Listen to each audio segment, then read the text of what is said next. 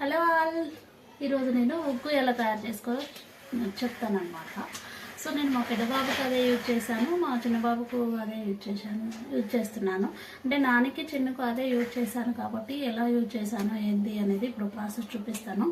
So ఏంటి అంటే స్టార్టింగ్లో ఎవరైనా బేబీ ఫుడ్ పెట్టడానికి ఫస్ట్ బేబీ ఫుడ్ ఎలాంటి ఫుడ్ పెట్టాలి, ఏ ఫుడ్ పెట్టాలి అని ఆలోచిస్తుంటారు కదా.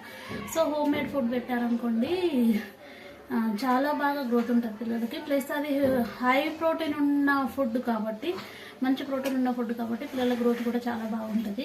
సో బయట ఫుడ్ ప్రిపేర్ చేసేదానికన్నా ఇంట్లో హోమ్ మేడ్ మనం ప్రిపేర్ చేసుకొని పెట్టిన దానికి బయట తెచ్చి పెట్టిన దానికి చాలా డిఫరెన్స్ ఉంటుంది అనమాట. సో నేనైతే మా పెద్ద బాబుకైనా చిన్న బాబుకైనా బయట ఫుడ్ అసలు ఏం ప్రిపేర్ చేయలేదు, మొత్తం ఇంట్లోనే నేను ప్రిపేర్ చేసి పెడతానమాట. స్టార్ట్ డే 1 నుండి కూడా ఫస్ట్ ఫుడ్ కూడా నేనే ప్రిపేర్ చేశాను అనమాట నాన్నకి. నెక్స్ట్ చిన్నకు కూడా ఇదే యూజ్ చేశాను అనమాట.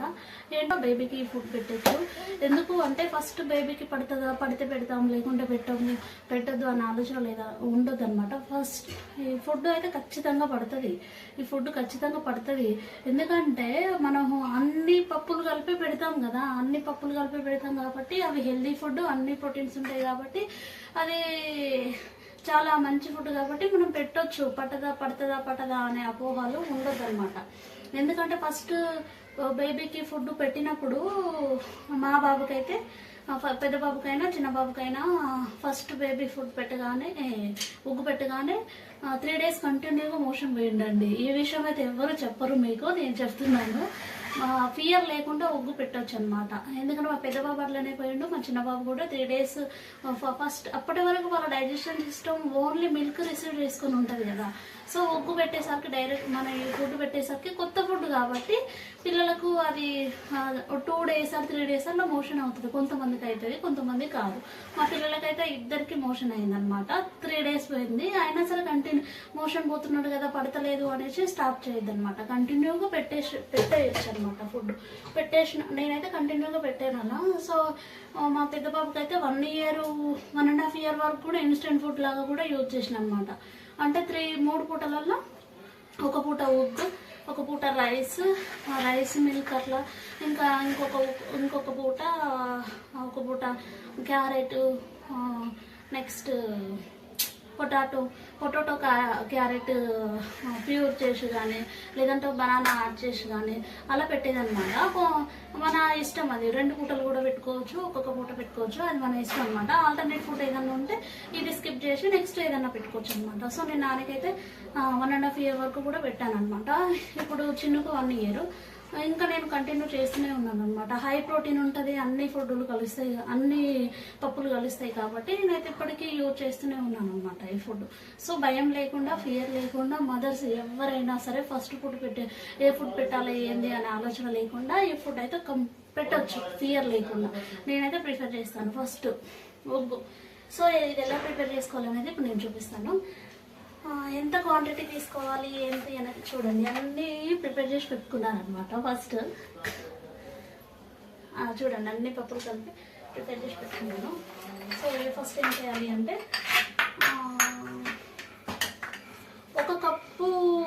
ఒక కప్పు రైస్ తీసుకున్నాం అనుకోండి, 1/4 పప్పులు తీసుకోవాలన్నమాట. అన్ని పప్పులు అంటే కప్పు నిండా రైస్ తీసుకున్నాం అనుకోండి, 1/2 కప్పు అనమాట. 1/2 కప్పు పప్పులు తీసుకోవాలి. పెసలు అండ్ మినప్పప్పు, నెక్స్ట్ పల్లీలు, నెక్స్ట్ కందిపప్పు, నెక్స్ట్ ఇది మైసూర్ ఎర్రపప్పు అంటారు కదా, ఆ ఎర్రపప్పు చేస్తుంటారు. సో నేనైతే ఫస్ట్ ఒక 6 months నుండి యూజ్ చేసిన. 6 monthsలో బేబీ ఫుడ్ స్టార్ట్ చేస్తాం కదా. 6 monthsలో అయితే నేను మా బాబుకు పెట్టలేదు. 6 months ఎండింగ్ 7 month స్టార్టింగ్ నుండి స్టార్ట్ చేసిన అనమాట. మొత్తం ప్యూర్ లాగా మొత్తం లిక్విడ్ లాగా చేసి డేలో వన్స్ అలా స్టార్ట్ చేశాను మా బాబుకైతే. అట్లా చేశాను అనమాట. సో స్టార్టింగ్ నేనైతే ఎంటి శనగపప్పు యూజ్ చేయలేదు. ఇప్పుడు నానికైతే యూజ్ చేస్తున్నాను, చిన్నుకైతే యూజ్ చేస్తున్నాను. 1 year కదా, 8 or 9 months నుండి యూజ్ చేసుకోవచ్చు శనగపప్పు అయితే. అది ఆప్షన్, మీ ఇష్టము. ఆ తర్వాత నేనైతే ఏంటి ఈ బాదం తీసుకుంటాను అనమాట. బాదం ఏంటి అంటే ఇంకా క్వాంటిటీ పట్టి తీసుకోవచ్చు అనమాట. ఒక కప్పుకి 1/4 పప్పులు తీసుకుంటున్నాం కదా, అలాంటప్పుడు ఒక 15 or 20 బాదం పప్పులు తీసుకోవచ్చు. నెక్స్ట్ కాజు కూడా తీసుకుంటాను అనమాట. నేనైతే కాజు కూడా ఇస్తాను, ఇది ఆప్షనల్, మీ ఇష్టం. బాదము అండ్ నెక్స్ట్ కాజు మీ ఇష్టము, వేసుకునే వాళ్ళు వేసుకోవచ్చు, అవైలబుల్లో ఉన్న వాళ్ళు. ఆ తర్వాత నెక్స్ట్ ఒక స్పూను, 1 spoon or 2 spoons జీలకర్ర కానీ, జీలకర్ర నెక్స్ట్ ఓమా కానీ యూజ్ చేయొచ్చు. ఓమా ప్రజెంట్ అవైలబుల్లో లేదు, నేను యూజ్ చేయట్లేదు ఇప్పుడైతే. జీలకర్ర అయితే కంపల్సరీ వేస్తాను, పిల్లలకు డైజెషన్కి బాగా యూజ్ అవుతుంది అనేసి నేనైతే ఓమా యూజ్ చేశాను. తర్వాత నెక్స్ట్ ఏంటి అంటే సో ఇవన్నీ మంచిగా మిక్స్ చేసుకొని అన్నీ అయితే నేను ఇంకొక పాయింట్ చెప్దాం అనుకున్నా. ఏంటి అంటే బాదం పప్పులు నేను 1 day before ఇలా నాకు పొట్టు తినకూడదు అని అంటారు కదా బాదం అయితే. సో నేను చిన్నపిల్లలు కదా, ఫస్ట్ ఇలా పెడితే ఇలా అనేసి నేను 1 day before నానబెట్టుకున్నాను అనమాట. 1 day before నానబెట్టుకొని పొట్టు తీసి ఇవి ఏం చేస్తాం, ఇప్పుడు అన్ని పప్పులు రైస్ అన్నీ కలిపి వాష్ చేసుకోవాలి కదా, వాటితో పాటు ఇవి వాష్ చేసి ఆరబెట్టాలన్నమాట. ఆరబెడుతున్నప్పుడు ఇవి కూడా ఇలా బాదం పప్పులన్నీ నానేసి పొట్టు తీసి వాటితో పాటు ఇవి కూడా ఆరబెట్టాను అనమాట. బాదం పప్పులు పొట్టు ఉంటుంది కదా, అలా డైరెక్ట్ పెడితే పిల్లలకు డైజెషన్కి ఏమన్నా ప్రాబ్లం అవుతుంది అరగదన్న ఉద్దేశంతో నేనైతే అలా చేస్తాను. అప్పుడు బుగ్గులోకే కాదు, నేనైతే ఇట్లా బాదం పప్పు ఎక్కువ క్వాంటిటీలో కప్పు నిండా బాదం తీసుకొని నానబెట్టేసి మార్నింగ్ పొట్టు తీసేసి ఎండకు పెట్టేసి బాదం కాజు పౌడర్ చేస్తాను అనమాట. పౌడర్ చేసి పక్కన పెట్టేసుకొని ఒక గ్లాస్ జార్లో పక్కన పెట్టేసుకొని ఇన్స్టెంట్ ఫుడ్ ఏమైనా ప్రిపేర్ చేసామనుకోండి పిల్లలకు, లైక్ సేమియా కానీ, స్వీట్ సేమియా కానీ, ఇంకా ఏంటి అది ప్యూరీస్ ఏమైనా చేస్తూ ఉంటాం కదా, పొటాటో ప్యూరీ కానీ, నెక్స్ట్ క్యారెట్ ప్యూరీ కానీ, బీట్రూట్ అలాంటివి చేసినప్పుడు ఇవి యాడ్ చేసుకోవచ్చు అనమాట. అంటే బేబీస్ స్టార్టింగ్లో వాళ్ళకి టీత్స్ ఉండవు, తినడానికి ఇబ్బంది పడతారు, మనం ఏదైనా లిక్విడ్ రూపంలో ఇస్తుంటాం కదా, సో అలాంటప్పుడు ఇవి యాడ్ చేసుకోవచ్చు అనేసి నేను డ్రై ఫ్రూట్స్ ఇలా యాడ్ చేస్తాను అనమాట. బాదం కాజు ఇలా మేము పౌడర్ చేసుకొని పక్కన పెట్టుకుని అవి యూజ్ చేస్తుంటాను అనమాట అలా నేను. సో ఇప్పుడు కూడా అలానే చేశాను. ఇవి నానబెట్టి ఎండబెట్టుకున్న బాదం అనమాట, ఇవి ఇందులో యాడ్ చేయడం కోసం అనేసి వీటితో పాటు ఎండబెట్టాను. ఇప్పుడు ఏం చేయాలి అంటే ఫస్ట్ ఈ పప్పులన్నేసి నేను మిక్స్ చేసుకోవాలి. ఈ రైస్తో పాటు పప్పులన్నీ కలిపి ఒక 2 times అట్లా వాష్ చేసుకొని ఎండకు మంచిగా ఎండబెట్టాలన్నమాట. తడి మొత్తం లేకుండా మొత్తం డ్రై అయిపోవాలి. ఎలా అంటే మనం ఫస్ట్ స్టార్టింగ్లో మిక్స్ చేస్తున్నప్పుడు ఎలా ఉన్నాయో అలా ఉండాలన్నమాట. ఇలా నేను అలా ఎండబెట్టుకున్నాను, మొత్తం అన్నీ కలిపి మిక్స్ చేసుకొని ఎండకు ఆరబెట్టుకున్న తర్వాత ఇలా అన్నీ మిక్స్ చేసి మీకు చూపిస్తున్నాను అనమాట. సో ఆరబెట్టుకున్న తర్వాత ఇప్పుడు మీకు చూపిస్తున్నా. ఇందులో అన్నీ మిక్స్ చేశాను, ఓన్లీ ఎక్సెప్ట్ జీలకర్ర అండ్ పౌడర్ యాడ్ చేయలేదు, ఇప్పుడు యాడ్ చేస్తాను అవి. సో ఇవన్నీ మిక్స్ చేసుకొని ఆరబెట్టుకొని ఇలా పెట్టుకున్నాను అనమాట. సో వీటన్నిటిని ఇప్పుడు ఏం చేయాలి అంటే డ్రై రోస్ట్ చేసుకోవాలన్నమాట. పొయ్యి మీద పాన్ పెట్టేసుకొని ఇలా పాన్ పెట్టేసుకొని ఇలా డ్రై రోస్ట్ చేసుకోవాలన్నమాట.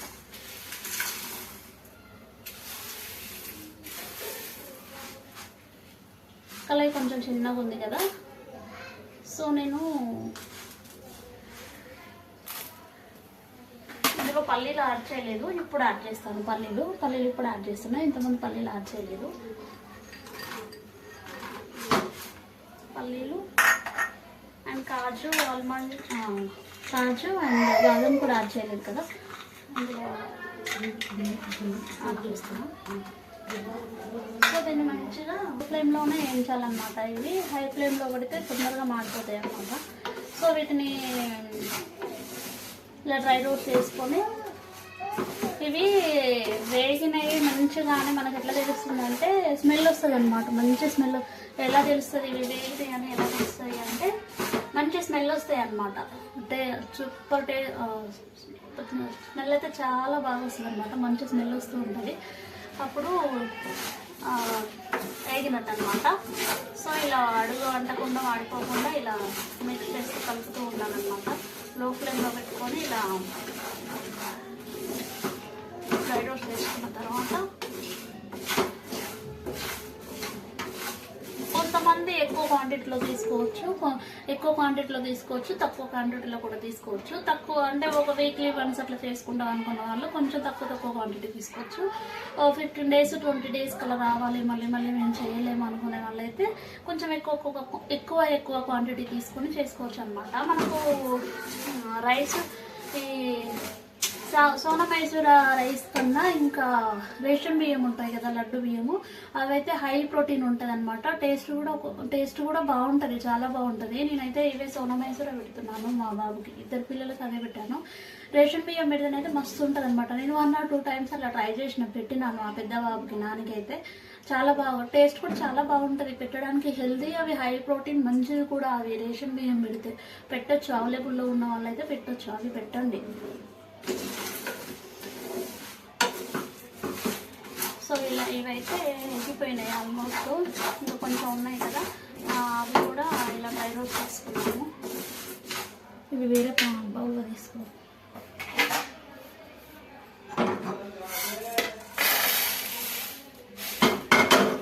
ఇలా వేయించుకోవాలి అన్నమాట. చూడడానికి ఇలా ఉంటుంది, ఇలా వేయించుకోవాలి. ఆహా, స్మెల్ మాత్రం సూపర్గా వస్తుంది కదా. యాడ్ చేసుకొని ఓమా యాడ్ చేసుకొని మిక్సీ జార్లో వేసుకొని మిక్సీ చేసుకోవాలి.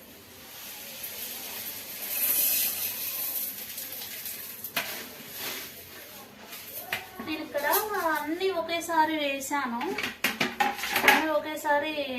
ఇలా కాకుండా పల్లీలు అండ్ బాదం కాజు ఫస్ట్ వేసేసి అవి కొంచెం డ్రై రోస్ట్ అయిన తర్వాత నెక్స్ట్ ఈ పప్పులు రైస్ అన్నీ మిక్స్ చేసినవి ఉన్నాయి కదా, అవి వేయండి. ఎందుకంటే రైస్ తొందరగా మాడిపోతాయి కదా. నేను మర్చిపోయాను వీడియో హడావుడిలో, నేను మర్చిపోయి మొత్తం అన్నీ మిక్స్ చేసి ఒకేసారి వేసాను. మీరైతే ఫస్ట్ బాదము కాజు అండ్ పల్లీలు వేసి అవి కొంచెం డ్రై రోస్ట్ అయిన తర్వాత మంచిగా వేగిన తర్వాత ఇవి వేసేయండి. తర్వాత వీటిని ఇప్పుడు మిక్స్ చేసుకోవడమే. మిక్సీ పట్టట్లేదు ఎందుకంటే పిల్లలు ఇద్దరు పడుకొని ఉన్నారు. ఎలా పట్టుకోవాలి అంటే ఈ క్వాంటిటీలో పట్టుకోవాలన్నమాట. ఇలా పట్టుకోవాలి అన్నమాట, మెత్తగా పౌడర్ లాగా ఇలా పట్టుకోవాలి. మెత్తగా ఇలా పట్టుకోవాలి. అయితే 8 to 9 months వరకైతే ఇలా పెట్టుకోవచ్చు. మొత్తం ప్యూర్ లాగా లిక్విడ్ ఫామ్లో చేసి అలా పెట్టుకోవచ్చు. 10 months 11 months అలా అయిన పిల్లలైతే కొంచెం రవ్వలాగా పట్టుకోవచ్చు. బరుసుగా కొంచెం గట్టిగా పలుకులాగా పట్టుకొని ఉడకబెడతాం కాబట్టి నో ప్రాబ్లమ్. ఉడకబెట్టేసి పెట్టాలన్నమాట, కొంచెం ఎక్కువసేపు ఉడకబెట్టేసి పెట్టాలన్నమాట. ఇప్పుడైతే నేను ఇలా పట్టాను, చూడండి ఇలా పట్టాను.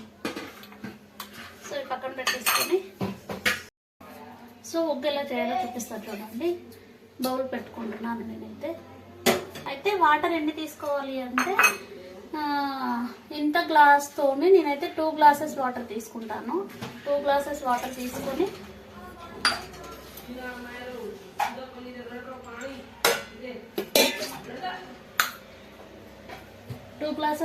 తీసుకొని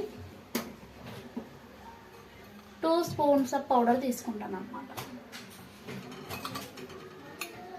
2 spoons ఆఫ్ పౌడర్ తీసుకొని మంచిగా మిక్స్ చేయాలి.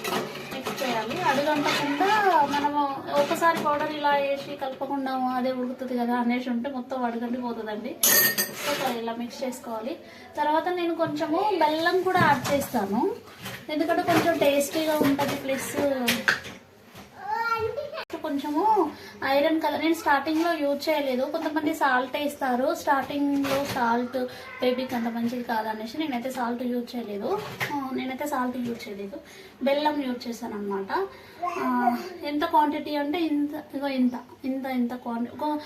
శనగ పల్లి గింజ ఉంటుంది చూడండి, అంతతో నేను స్టార్ట్ చేశాను. కొంచెం టేస్టీ ఉంటుంది అనే ఉద్దేశంతో వేసాను. వేయచ్చు వేయకపోవచ్చు, అది మీ ఇంట్రెస్ట్. బేబీకి అయితే ఫస్ట్ ఫుడ్ టేస్ట్ ఇలా ఉంటుంది అలా ఉంటుంది అని తెలియదు కదా, మనం అప్పుడు ఏం పెట్టినా వాళ్ళు తింటారు కాబట్టి.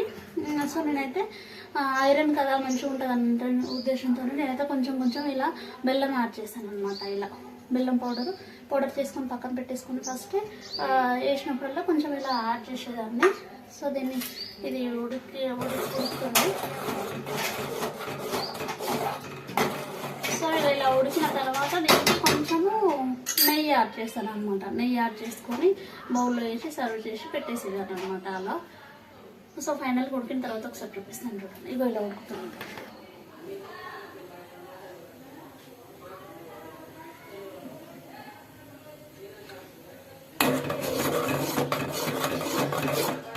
చిక్కగా అవుతుంది చూడండి.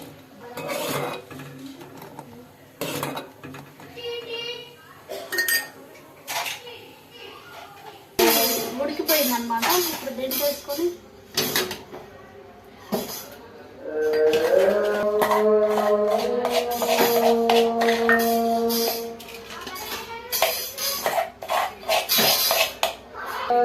సో బౌల్లోకి వేసేసుకొని పెట్టేసేయాలి బేబీకి.